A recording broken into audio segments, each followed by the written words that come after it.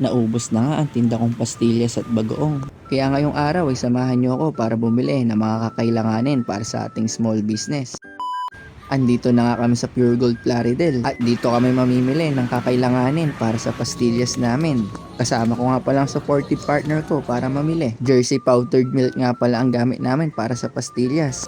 May pa-order nga pala kami sa Sabado kaya kailangan na namin gumawa. Bali Jersey condensed milk na rin pala ang gamit namin para iisang brand na lang. Subok na rin kasi namin tong brand na Jersey. After nga pala natin mabili ang kailangan natin dito ay dumiretso na tayo sa cashier para magbayad. After nga natin makabili ng ingredients para sa pastillas, ay dumiretso na tayo sa pagpiprinta natin ng stickers. Naubos na rin kasi sticker natin pang pastillas at bagoong. Sticker po ba yun?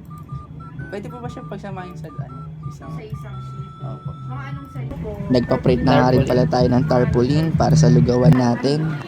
At nandito na nga pala tayo sa bilihan natin ng bagoong.